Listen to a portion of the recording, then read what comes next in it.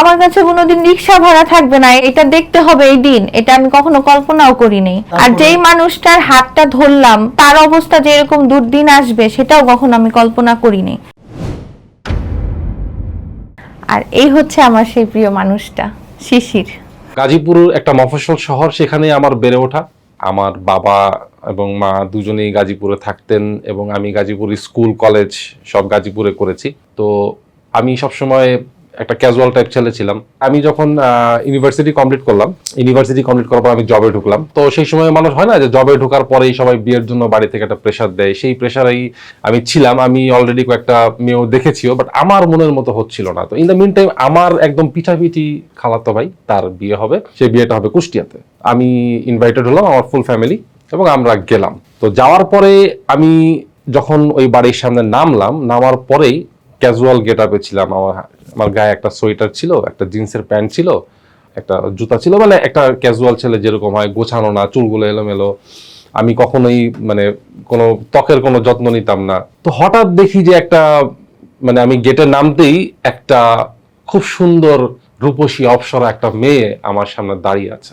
এইটা দেখে আমি জাস্ট বেশ কিছুক্ষণ আমি অবাক হয়ে তাকিয়ে রইলাম তার দিকে। আমি আর অন্য কোনো দিকে আমার চোখ যাচ্ছে না, আমার চোখ শুধু এক জায়গায় আটকে আছে। আমি শুধু মনে মনে বলতেছি যে এই মেয়েটা কোথা থেকে আসলো, এই বাড়িতে কিভাবে আসলো, কেন আসলো?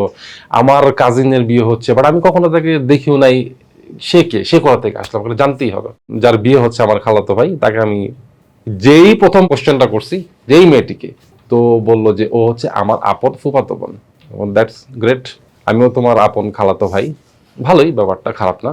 তো যাই হোক, এখন আমি তো শুধু মানে তক্কে তক্কে আসি যে খালি ওই মেয়েটাকে ফলো করতেছি। ব্যাটে বলে মিলে হচ্ছে যখন ওই যে একটা র্যাম শো হবে, তখন আমি চিন্তা করলাম যে এখন ওর কাছাকাছি থাকতে হবে আমার। তো আমি ফট করে মানুষের মাঝখানে, তার পিছনের মামা ছিল, ওই মেয়েটার মামা ছিল তার পিছনে, আমি তার মাঝখানে ঢুকে গেছি।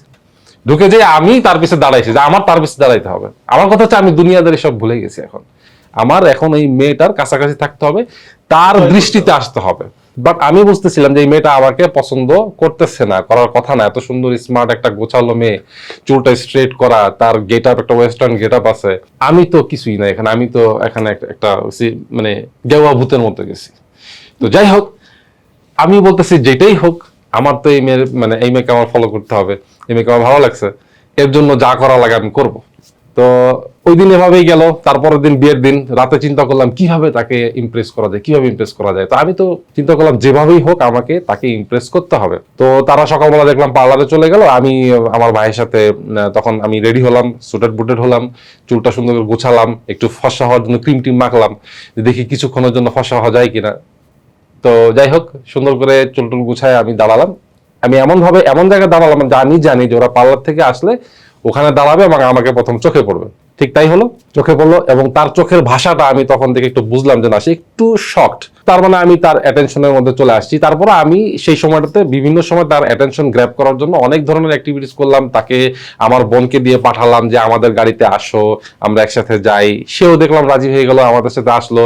তারপর সেই দিন যখন আমার কাজিনের বিয়ে হলো, বোনিয়ে আমরা আসলাম, ছাদে একটা প্রোগ্রাম হলো, সে নাচার জন্য পার্টনার খুঁজতেছে। তখন আমি চিন্তা করলাম, আমি জীবনে কিন্তু নাচি নাই কোনোদিন। কি বলেন? আমি কোনোদিন নাচি নাই। আমি এমন এক ভাব ধরলাম যে আমি খুব নাচি। তো তারপরে আমি তার সাথে যে আমি বললাম কোনো প্র্যাকটিস দরকার নাই, নাচ শুরু করে দাও, এখনই নাচতাম। আমার আর তখন দেরি সহ্য হচ্ছে না যে কতক্ষণে তার কাছাকাছি আমি থাকবো। সেও একটু অবাক, সেও দেখলাম যে না, সে আমার সাথে উইলিংলি নাচতে চাচ্ছে। সে আমাকে জিজ্ঞেস করলো, ভাইয়া আপনি নাচবেন আমার সাথে? আমি বললাম অবশ্যই নাচবো, আমি নাচ পারি, আমি তো নাচার জন্য রেডি সবসময়। তো ওকে ফাইন, একটা বাংলা তুই আমার হিরো গানটা আমাদের জন্য খুবই একটা গান ছিল তখন, ওই গানে আমরা নাচলাম। তো সেই সময় কারা ছিল উপস্থিত? আমার মা ছিল। আমার কোনো দিক খেয়াল নাই।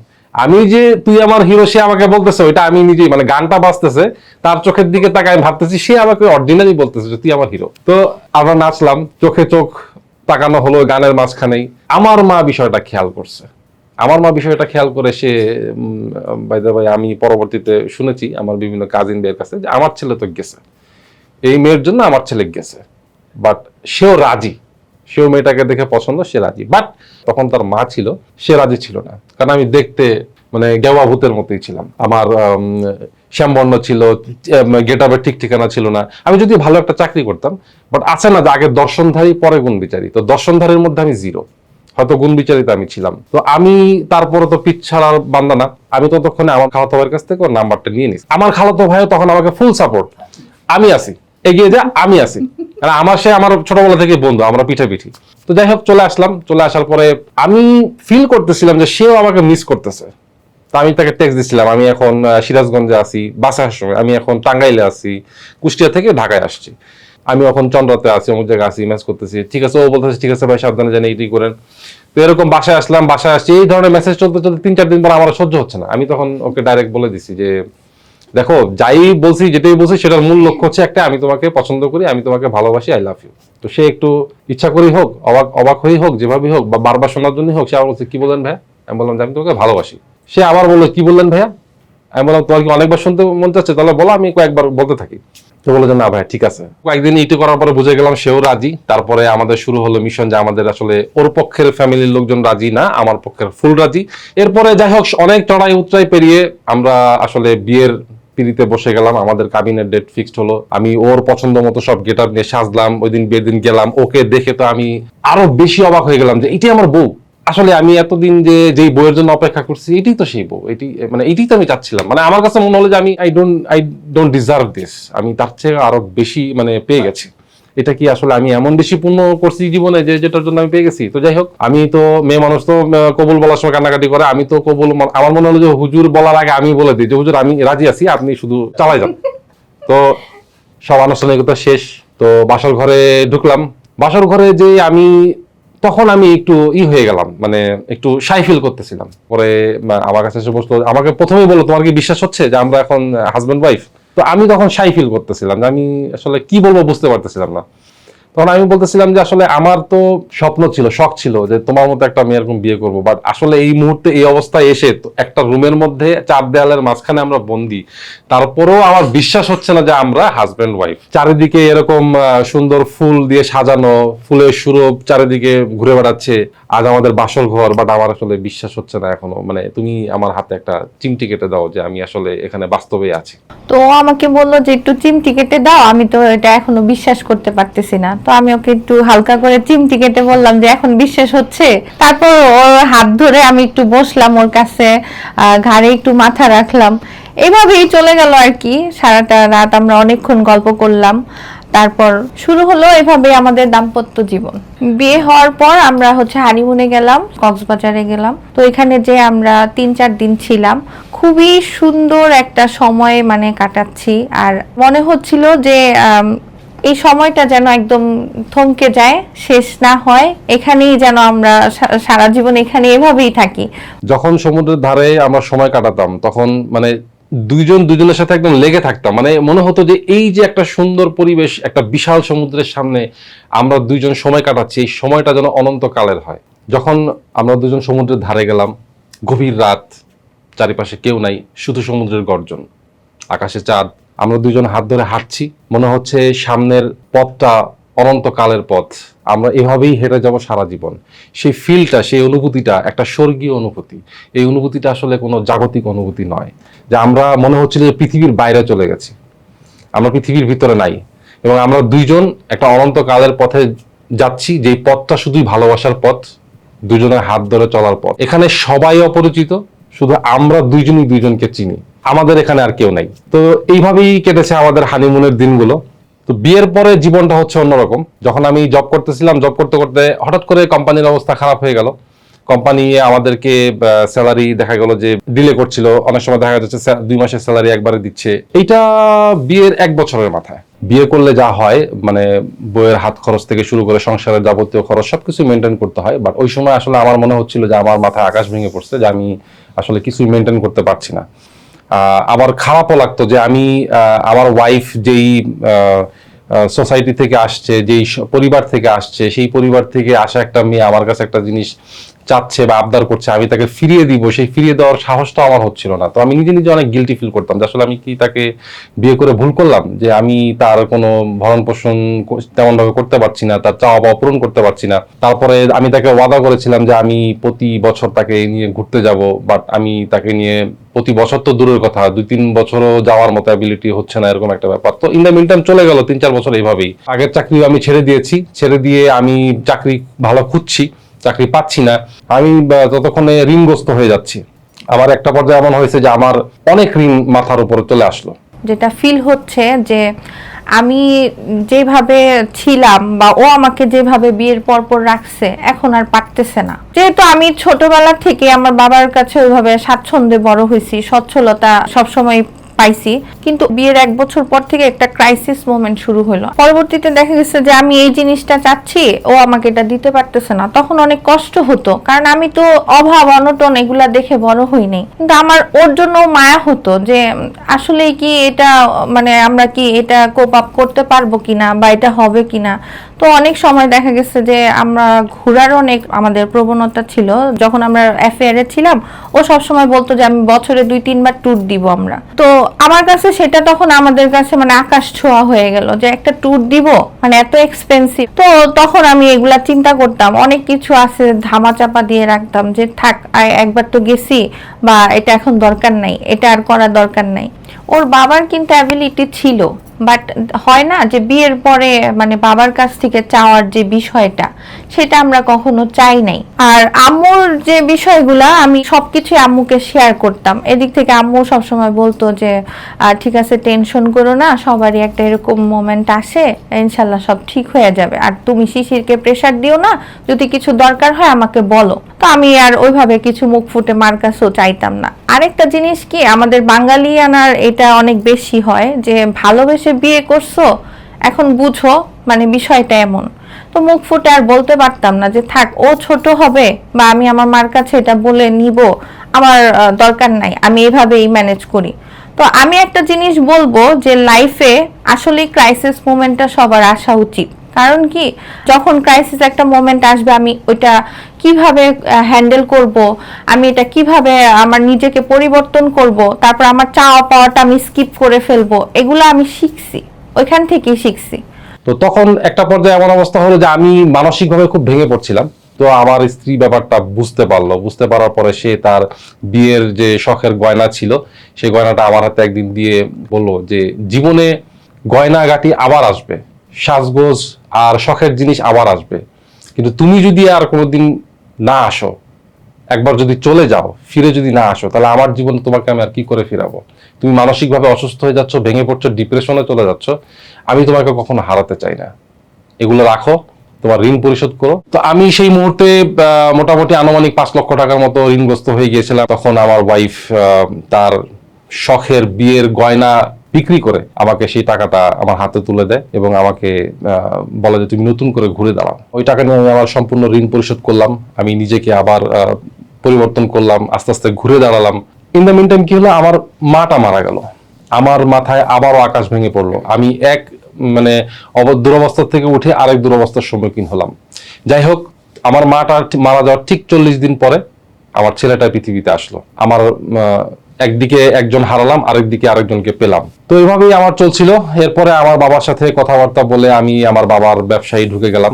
বাবা যখন আমার হজে গেল, তখন আমাকে আমার তার ব্যবসা বুঝিয়ে দিয়ে গেল যে আমি, তোমার মা নাই পৃথিবীতে, আমিও হজে যাচ্ছি, আসি কি না আসি তার ঠিক নেই, আমার ব্যবসা তুমি বুঝে নাও।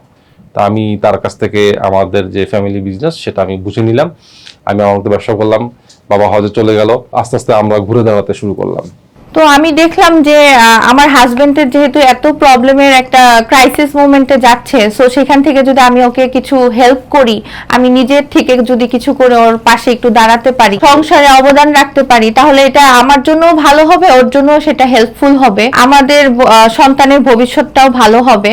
এমন একটা ক্রাইসিস মোমেন্ট ছিল যে আমি যে কোর্স করব, মেকআপ কোর্সগুলো করব, সেটাতে অনেক একটা ফি দেওয়া লাগে, যেমন 15,000 20,000। তো এমন সময় আমি ওকে বলতাম যে এখন তো এটা করা পসিবল না। তো তখন দেখা গেছে যে অনেক ছোটখাটো যারা কোর্স করতাম আমি ওগুলাতে অ্যাটেন্ড করতাম, ফ্রি ক্লাসে অ্যাটেন্ড করতাম।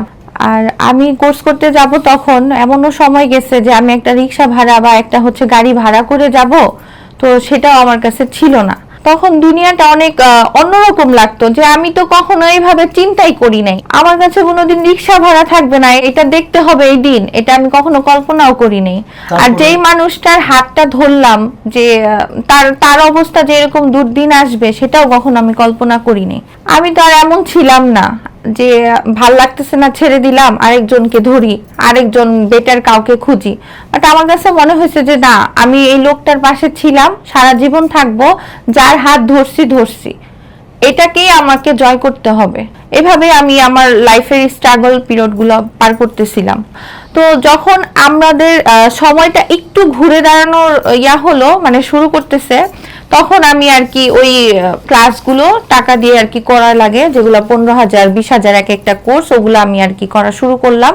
তো ওইখান থেকে আমি আমার মেকআপের যেই কোর্সগুলো করে আমার হাতটাও ক্লিয়ার করে ফেললাম। তারপর যখন একটা সময় সার্টেন পিরিয়ডে আমরা দেখলাম যে না, রেসপন্স ভালো, সবাই আমার কাছে মেকআপ কোর্স করতে চাচ্ছে, আমার কাছে অনেকে বাসায় এসে মেকআপ সার্ভিসগুলো নিচ্ছে, তখন আমি ভাবলাম যে না, আমার দ্বারাও কিছু সম্ভব, তখন এটাই আমি কন্টিনিউ করি। তো এখন আলহামদুলিল্লাহ আমি নিজে কোর্স করাচ্ছি, প্লাস হচ্ছে আমাদের কাপল ফানি একটা কন্টেন্ট পেজ আছে, যেটা হচ্ছে সাদিয়াস গ্লোরি। এখানে আমরা কাপল ফানি কন্টেন্ট করি, মেকআপ সার্ভিস দিয়ে থাকি। আর কেউ যদি ট্রেনিং নিতে চায়, সেক্ষেত্রে আমার কাছে ইচ্ছা করলে কোর্সও করতে পারবেন, আমাকে ইনবক্স করবেন। তো এখন আমরা আলহামদুলিল্লাহ ভালো আছি। আমাদের যে স্ট্রাগল পিরিয়ড ছিল, সেই পিরিয়ডটা আমরা ওভারকাম করতে পেরেছি আমাদের সৃষ্টিকর্তার পরম করুণায়। তো আসলে জীবনে চলতে গেলে ঠোকাঠুকি হবে, দাম্পত্য জীবনে একটু বিরহ থাকবে। ওর একটু মানে হয় কি যে একটু মেজাজটা গরম হয়ে যায়, একটু মানে একটু হলে রেগে যায়। বাট ও বলে যে এটা নাকি ওর টোনই এরকম। বাট আমার মনে হয় যে এটা আসলে এটা দিনে দিনে এরকম হয়েছে। যে কি করব বলেন, এত কিছু সামনে সবকিছু তো হয় না, একটু তো মেজাজ খারাপ হয়। আসলে অনেক দায়িত্ব সে পালন করে। আমার বাবার দায়িত্ব পালন করে অসুস্থ বাবা, আমার সন্তান, তার বয়স হচ্ছে 10 বছর, তার দায়িত্ব পালন করে সে। এই সমস্ত দায়িত্ব নিতে গিয়ে আসলে একটা তার উপর যে প্রেশার পড়ে, এটা স্বাভাবিক। সে রাগটা ঝাড়বে কার উপরে, তা আমি ওইটা মাঝে মধ্যে চিন্তা করি। আসলে এই জন্য কমপ্লেন করি না, বাট মাঝে মধ্যে আমার খারাপ লাগে, আমিও তো ছেলে মানুষ। ওর বেশিরভাগ ব্যাপারগুলো বিরক্ত লাগে হচ্ছে, মানে সে এর আগে একবার খুব বাজেভাবে একবার স্ট্রোক করে, তো সেখানে খুব বাজেভাবে একটা মানে ধাক্কা খাইছে আমরা, মানে সেখান থেকে যে আল্লাহ ফিরত দিছে, এটা মানে আল্লাহর কাছে লাখ লাখ শুকরিয়া। তো ওকে আমি একটা জিনিস আমাকে খুব মানে বিরক্ত লাগায়, সেটা হচ্ছে সে এখনো নিজের হেলথের প্রতি কোনো টেক কেয়ার নেয় না। ও অনেক রাত জাগে, আবার নিজের একটা হেলথের প্রতি যে একটা টেক কেয়ার করা, ডাক্তার ওকে সবসময় টেক কেয়ার করতে বলছে, একটা রেগুলার চেক আপে থাকতে বলছে, সেটা কখনোই করে না। এটা আমার বড় অভিযোগ। তাকে পেয়ে আমি 100% সন্তুষ্ট, কারণ বাবা মার পরে যদি কেউ মাথার উপরে থাকে, সেটা হচ্ছে একমাত্র স্বামী। যে মেয়ের স্বামী নাই, তার মানে মাথার উপরে কোনো কিছুই নাই, মানে ছাদটাই নাই। জীবনে অনেক কিছুই বলার ছিল, কিন্তু হয়তোবা সেরকম কোনো সুযোগ পাই নাই বা সময় হয়ে ওঠে নাই। তো আমি এতটুকু বলবো, আজকে আমি সাদিয়া যে পর্যন্ত আসছি, সেটা শুধুমাত্র তোমার জন্য হইছে। তুমি ছাড়া আমি কিছুই না, আমার মানে কোনো কিছুই মানে পসিবল হতো না। এভাবেই আমার সাথে সব সময় থেকো, আর কিছু চাই না, আমি আর কিছুই চাই না। সব সময় তুমি আমার সাথে এভাবেই থাকবা, দুনিয়ার কে থাকুক আর না থাকুক, তুমি থাকবা সব সময়। আমি আছি তো তোমার সাথে। আর কোনো কিছুর বিনিময়ে আমি তোমাকে হারাতে পারবো না, সেটা আমি হয়তোবা মেনে নিতে পারবো না। তাহলে এত স্ট্রাগল সবকিছু আমার তুচ্ছ হয়ে যাবে। আর কিছু বলার নাই আমার শুধু একটাই বলা, যে আমি আমার মতো এরকম একটা বাউন্ডারি জীবনে তুমি এসে তুমি যে পরিবর্তনটা ঘটিয়ে দিয়েছো, এই ফিলটা আমার আসলে প্রাপ্য ছিল কিনা আমি জানি না। বাট আমি আমার জীবনের সর্বোচ্চটুকু দিয়ে চেষ্টা করব যে তোমার এই ভালোবাসাটার সম্মানটুকু সারা জীবন দিয়ে যেতে। আমি সবসময় সারা জীবন যে কোনো পরিস্থিতিতে আমি তোমার সাথে আছি, এটা আমারও কথা। আজকের এই আয়োজনে আমাদের সাথে থাকার জন্য সবাইকে আন্তরিক ধন্যবাদ। আজ আমরা যে দম্পতির গল্প শুনলাম, সেটা শুধু ভালোবাসার গল্প না, এটা সংগ্রামের গল্প, লড়াইয়ের গল্প, আবার ঘুরে দাঁড়ানোর গল্প। জীবনের কঠিন সময়ে আর্থিক চাপ, ভুল বোঝাবুঝি, হতাশা সবকিছুর মধ্যে দিয়েও তারা একে অপরের হাত ছাড়েনি। যখন চারপাশ ভেঙে পড়ছিল, তখনও তারা একে অপরের ভরসা হয়ে দাঁড়িয়েছে। একটা সম্পর্ক তখনই সত্যিকারের শক্তিশালী হয়, যখন খারাপ সময়েও দুজন মানুষ একসাথে থেকে সমস্যার বিরুদ্ধে লড়াই করে। আজকের এই কাপল আমাদের শিখিয়েছে, ভালোবাসা মানে শুধু সুখের মুহূর্তে ভাগাভাগি করা না, বরং কঠিন সময়েও পাশে থাকা, একে অপরকে শক্তি দেওয়া আর বারবার নতুন করে শুরু করার সাহস রাখা। তারা হেরে যায়নি, বরং প্রতিটি ব্যর্থতা থেকে শিখে আবার উঠে দাঁড়িয়েছে। তাদের এই যাত্রা আমাদের মনে করিয়ে দেয় সম্পর্ক টিকে থাকে না শুধু ভালো সময়ের উপর, টিকে থাকে ধৈর্য, ত্যাগ আর বিশ্বাসের উপর। আমাদের স্টুডিওতে আমরা এমন বাস্তব অনুপ্রেরণামূলক গল্প আরো বেশি করে তুলে ধরতে চাই, কারণ এই গল্পগুলো আমাদের শেখায় যতই অন্ধকার আসুক, যদি পাশে সঠিক মানুষটা থাকে তাহলে আলো খুঁজে পাওয়া সম্ভব। আপনাদের আশেপাশে যদি এমন কোনো দম্পতি থাকে যারা জীবনের কঠিন সময় পার করে আজ সুখী, তাহলে তাদের গল্প আমাদের জানাতে ভুলবেন না। আমরা চাই এই অনুপ্রেরণাগুলো সবার কাছে পৌঁছে যাক। আজকের মতো এখানেই শেষ করছি। জীবনে ঝড় আসবেই, কিন্তু হাতটা যেন কখনো ছেড়ে না যায়। ভালো থাকুন, ভালোবাসায় থাকুন। আবার দেখা হবে। ঈদ মোবারক।